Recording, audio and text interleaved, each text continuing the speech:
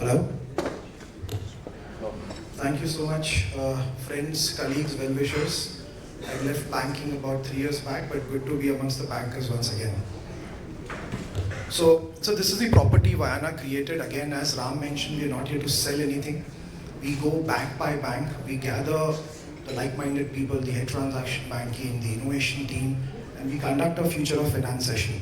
It kind of extends what Andre had mentioned and outlined in the initial part of the session. Okay, so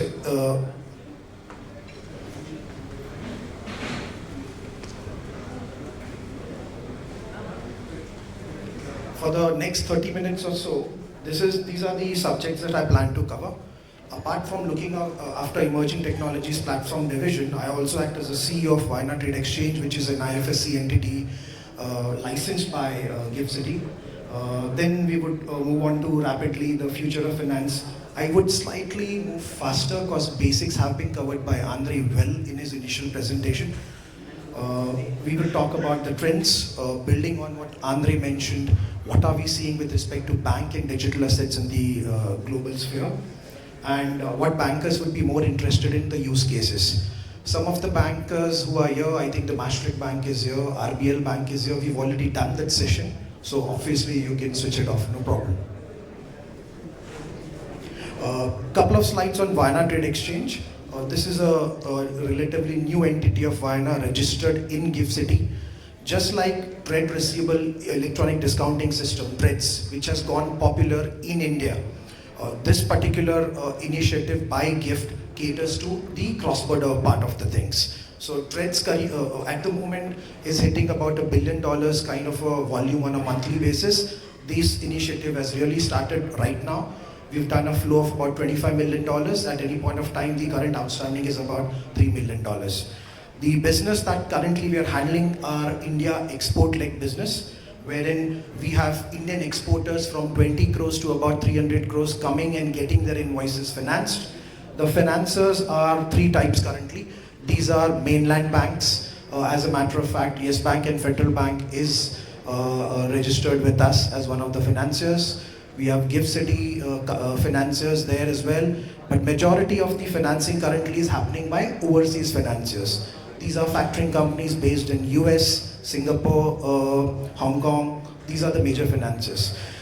Back in December 2024, Government of India along with GIFT opened up the financier. We have got private credit now can come in and act as a financing entities as well. So funds who have share capital of about $5 million, these are trade funds, can come and take position on financing these export invoices. Why should you as a financier, you may be fund, there are some funds in the audience, there are majority banks there, there are factoring companies also in the audience. Why you should come on VTX 100 exchange and become a financier? So the segment which I'm talking about, typically 10 to about 200 crore companies. Most of the MNC banks do not want to invest in the infrastructure to cater to that.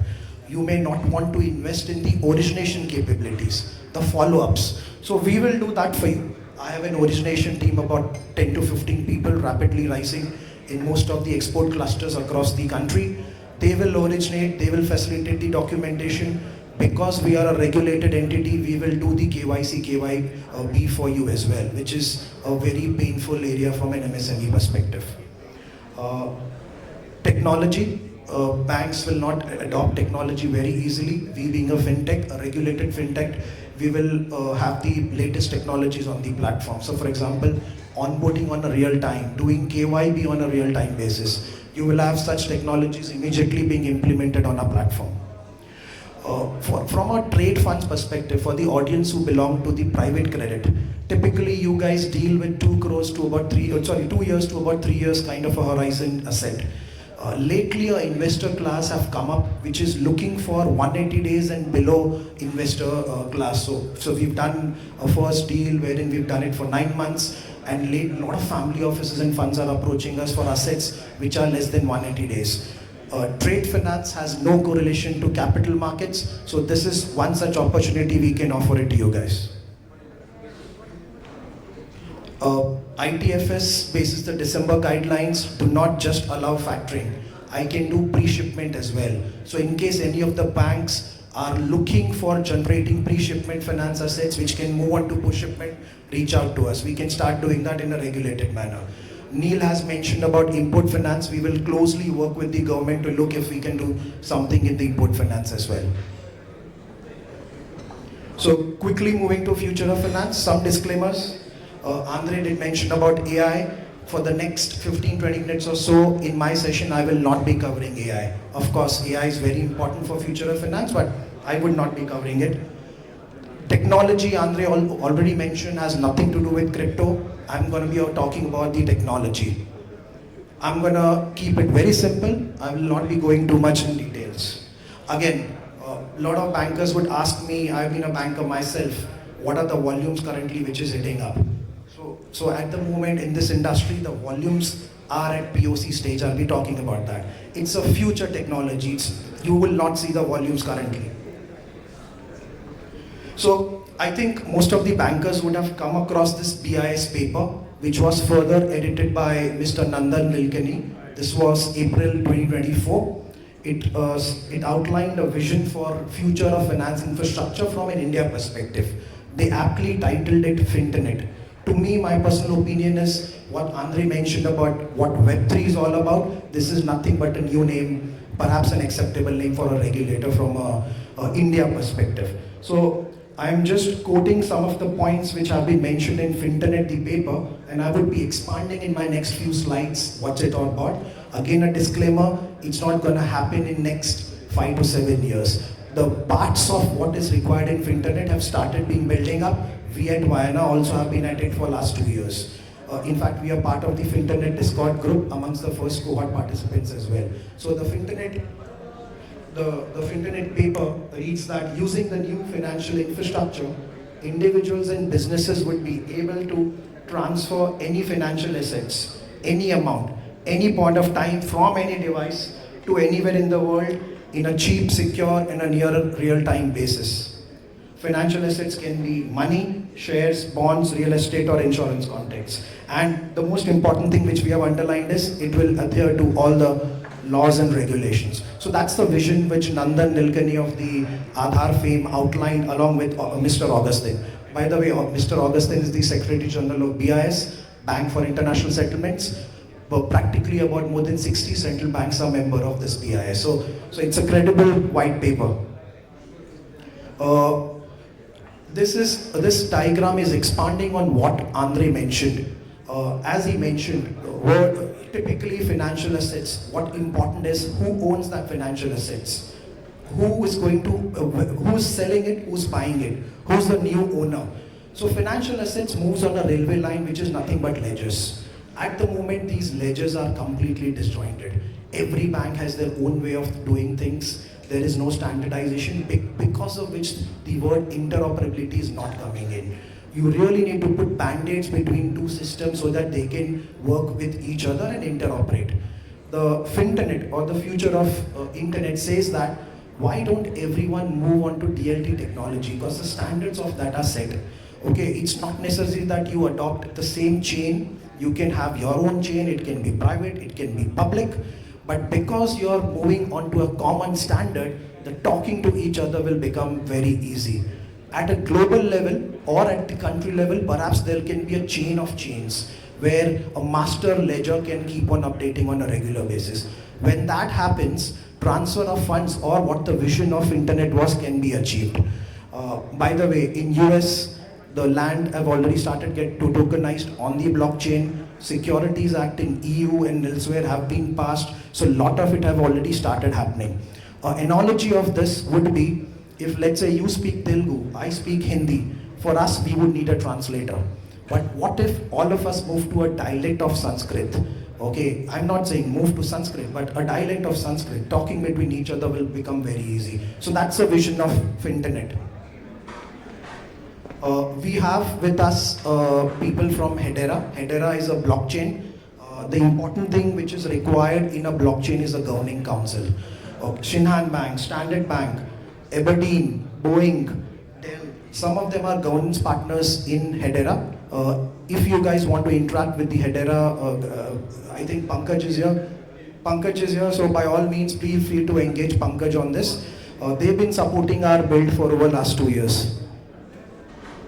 So very quickly, at the moment, if Maria, the user, has to buy shares anywhere in the world, typically 11 different steps are happening behind. It may be manual, it may be automated. In some of the countries which have advanced financial systems, it can happen more or less on automated manner. But in other countries, in a global context, these are typically manual. When the Finternet comes in, it'll be just one entry, which is, I want to buy. If it matches my criteria, the buying happens.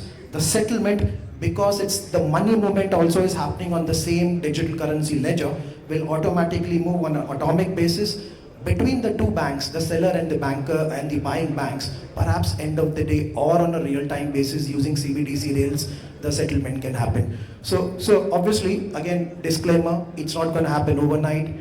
We are moving towards it.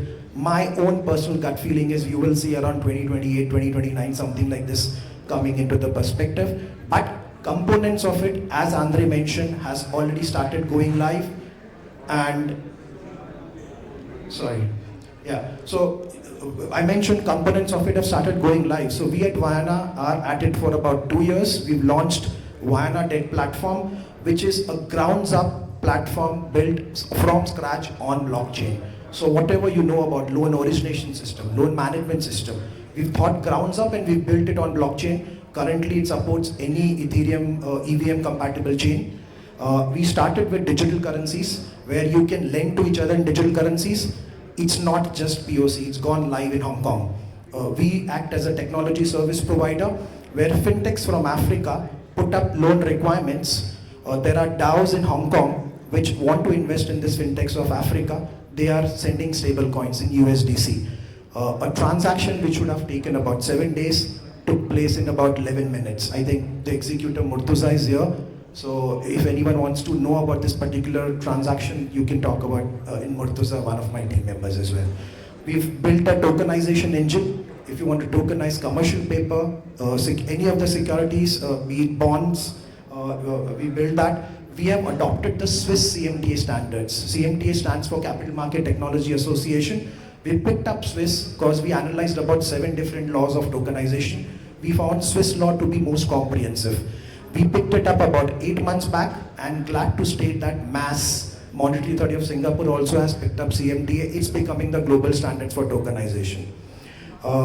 I will not cover the latter part because Andre has already covered. We are working on M-letter. We're working on EBL technologies as well. Deep tier I would cover in later part. We've also been working with think tanks like BIS, Bank for International Settlements. So we were part of the VDP stack, which I just talked about. We participated in Project Rosalind. Plug and Play is an accelerator in GIFT, where we are thinking of POC tokenization technologies. We are amongst the first cohort there. We've regularly participated in RBI Hubbinga. RBI Innovation Hub also we've been working with their tech sprints. And like I said, we are amongst the first few members of the Finternet, which is Nandan Nilekani's pet project. So what are the general trends that I am seeing? I've already mentioned this. This is my personal view. By mid-late 2026, we would see the early technologies which we are talking about from an India perspective. Globally, scales have started coming primarily in countries such as Luxembourg, Hong Kong, Singapore. Obviously, this is subject to the laws of India coming up. If there is no regulation support, it's not going to come up. At the moment, sandboxes and pilots are happening. Some of the sandboxes and pilots which are happening I've listed below. It's already been talked by Andre, so I will not cover I will just cover a few of them. Andre mentioned about MICA being used very regularly to tokenize bonds in countries such as Germany, Luxembourg. So Finternet, by the way, the language Finternet which I said, which is an Indian kind of a theme, is somewhat similar to what MAS is doing in GL1, which is called as Global Ledger 1. Project Agora by MAS is also something on similar lines. So, UK, I was in London just last year. There are 3 sandboxes which are ongoing. One on securities, one on stablecoin, one on deposit tokens. HKMA has 4 sandboxes. Results of all of these sandboxes perhaps would come by mid-year or end of the year. And if the results are positive, you would see these technologies being rapidly adopted. Some of the banker friends whom I meet, they say, again, just like Andre was on the fence and he got convinced because of M-letter that the technology is here to stay. They communicate that for over 10 years blockchain is there, nothing has happened, there are no volumes. Which is where on the right hand side, apologies for the errors in the alignment, what you see is the last year's data. All of it was perhaps zero or zilch. In a year's time, it has just picked up in billions. In fact, I remember US Treasuries just happening 6 months back, it's already cost about 3 billion. And in fact, every 15 days, $1 billion is added to the tokenization of US securities. I think a lot of friends ask me, what is tokenization? We've been talking about tokenization. There are some crazy definitions on YouTube, but to me, it is nothing but demat on steroids. So currently, if an equity share comes and resides in your demat, nothing you can do with it, only you can sell it. Imagine if that demat which resides in your demat account gets a programmability option, wherein you can feed in that, okay, automatically if I'm transferring that, if the buyer is not a KYC or a compliant person, it will not get transferred. If government gives a law and if the token issuer exercises a power over that law and is able to pull that, I can pull that and burn that token immediately and I can reissue to someone who's legal in manner. So if you give programmability to demat, that is what tokenization is. Apart from that, tokenization is nothing else to me. One thing important to see this, and this is Citibank data, they believe by 2030, 1 trillion of trade finance will be tokenized. So again, this is not my data or SWIFT data, it's a Citibank data. You would ask, are CBDCs on DLT? This is research done by SWIFT, a credible organization. They interviewed major of the central bankers who are working on CBDCs. 50% of them have finalized blockchain/DLT as the technology to implement CBDC. So a lot of central banks would say, no, we are not on DLT. It's okay, you are the rest 50%, but 50% in the world, CBDCs would be DLT. That means the standards would be the same. Interoperability between CBDCs would not be such a challenge, because as I said, it's one dialect talking to another dialect of Sanskrit. It's not two different languages talking. I think friends from JP Morgan are here. They've been really pioneer in using blockchain to their advantage. Last I read that on a daily basis, 10 billion worth of transactions are moving on their chain, which was called as Onyx. Now it's been renamed as Kinesis. We are part of MasterCard Deposit Token Network. I would explain, I would explain what deposit token is all about. So there's CBDC, there's stablecoin, there's deposit token. Which one would get more prominence? So from an India context, my personal view is CBDC is something which RBI is focusing on. But if you go to any financial hubs, be it Hong Kong, be it Singapore, be it London, they are focusing on all of the three. US was focusing on nothing, but come Trump, they've passed Genius Act, which was last week. You would see stable coins getting prominence more and more there. CBDCs have been relinquished in US. So you would see regulator-wise, one or the other digital currency getting prominence, but as I said, most of it would be based on DLT technology. Talking between each other would be very easy. Very quickly, I'll move to the use case. CashLink, one of the largest transfer agents, wanted to peg a number, right? So Neil always used statistics, so I'll use statistics as well. All this talk of tokenization, DLT, all is good. But what's the real material benefit? They surveyed around 300 different issuers and ecosystem providers. As per them, 1.2% of the issue value would be saved in securities if you tokenize. Siemens, this is an outdated data. The data of Siemens bond, 60 million euros, was done last year. Glad to state that they've saved about 30 to 60 bips in the first two bonds. They are at the moment issuing a third tokenized bonds in Europe as well, using the EU DLT/MiCA norms. UBS, Santander, World Bank, all of them have rapidly increased tokenization POCs, okay, as we speak. Just Google tokenization banks right now. If I had Googled last year, I will have to search which bank. Perhaps it will be just JP Morgan. But if you Google tokenization securities or bonds right now, perhaps the top banks of each and every country would be working on POCs that. So the watershed moment of tokenization slash DLT is here. Trump is ensuring that it gets passed very fast. This is something that we are working and we are passionate internally from India perspective. We've had 4 rounds of conversation with RBI already. We are in advanced talks with few banks so that we can take tokenization of commercial papers to RBI sandbox. In fact, the NSDL team is here. So if at all goes well, if all the parties come together, maybe you would see Vienna doing this very soon. Idea behind this is, at the moment, commercial paper as a market is very domestic. We would love for global capital to come in commercial papers. If we tokenize, ease of opening of wallets as against demat accounts will become easy, and thus commercial papers tokenization really makes big sense. By the way, a little bit of selling. In case anyone wants to work with us, please reach out to me at the break. Digital currencies, these are not myth. At the moment in the world, people are, I'm not saying people, sorry, businesses are borrowing in digital currencies. This is the latest data. About $5 billion worth of loans have been disbursed using digital currencies. It can be deposit tokens, CBDCs, or stable coins, majorly stable coins. At the moment, as on today, the outstanding is about 600 million. Obviously very small with respect to the global size, but volumes are rising. Citibank and SocGen have been followers to JP Morgan. The concept of Finternet, which I talked about, they've implemented that in their ecosystem currently. So all the users of Citibank of the select countries can access the closed loop Finternet. So again, India calls it Finternet, SocGen calls it SG Forge, Citi calls it Citibank Digital Asset Platform. So it can't move to all the countries, so it's at the pilot phase. Few countries are involved. I know few banks, I would not take few name of those banks, but they're using it for cash management as well.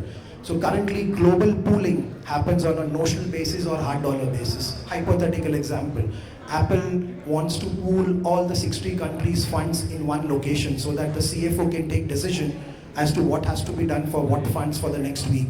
At the moment, one of the banks is using DLT movement because the movement of the money is almost on a real-time basis. They're using it for cash management as well. This is something we are very passionate about. Using the tokenization, perhaps the obligation at the Suzuki level or in the vendor finance, you can fractionalize it, and not just the tier 1 supplier. Tier 2 supplier, tier 3 supplier can be benefited. So the obligation of Suzuki, which is let's say 100 rupees, can be fractionalized. The tier 1 can use it 60 rupees, tier 2 can use 20 rupees, tier 3 can use 20 rupees. So in case any of the banks really have an ambition to go deep tier, fund those deep tiers in supply chain, please engage us. Using this technology, now it's possible. M-letter has been talked by Andre a lot. I will skip this. Yeah, I would skip this. I have to make Federal Bank, I have to add here, because Federal Bank has been one of the early adopters of M-letter apart from ICICI. So certainly, Sanjay, I will add Federal Bank here as well. We just don't bring the technology. We've got informal and formal partnerships as well. I mentioned we are part of MasterCard deposit token networks. If any bank wants to do POCs in deposit tokens, we are part of the MasterCard deposit token. By the way, Visa has also started a deposit token network. We work with multiple chains. One of our chains is Hedera, and they've helped us a lot. Hedera guys are here. So they have public as well as both private chain. So if you have preference for private chain, we can get on board a private chain. What if you tokenize? You need a distribution partner. Not all investors are ready for digital asset acceptance, which is why we have an informal tie-up with Ajax, one of the largest digital asset distributor. We have informal tie-up with Circle as well. Anyone wants to experiment with stable coins. Again, a disclaimer, We are merely a technology service provider. We don't do any other functions apart from that. Thank you so much. If it's an easy question, I'll take a couple of questions. So I think nobody understood what I chatted, no questions. How is tokenization picking up from the Indian framework? So from an Indian framework, currently there are talks that RBI is experimenting with tokenization of GSECs. They're already experimenting with tokenization of commercial papers. There are a couple of companies, including us, in GIFT trying to influence tokenization laws, but these are early green shoots at best. It's going to take regulatory clarity to come in tokenization, which I'm assuming should come very soon. Again, I've been wrong before, but if that comes, that is where tokenization as a philosophy will pick up in India. Elsewhere, which are the pockets where the volumes are growing, as I mentioned, Singapore, Hong Kong, EU in particular, Luxembourg, Germany, because they have Switzerland, they have clear laws of tokenization and secondary market selling of tokenization as well.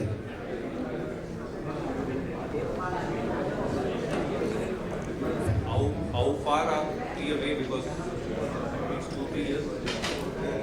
Again, I don't know. I will leave that regulator to comment on that. From Vienna perspective, technology is ready. If the law comes tonight, I can go live tomorrow. Thank you so much. I'll be here. I'm open for feedback. In case you want any changes or want any clarity, please reach out to me. One more thing, any of the banks for which we have not conducted a similar session, you can reach out to me. If it's 1, if it's 10, if it's 20 people, you want us to come over and give this session, by all means, we will love that. Thank you so much.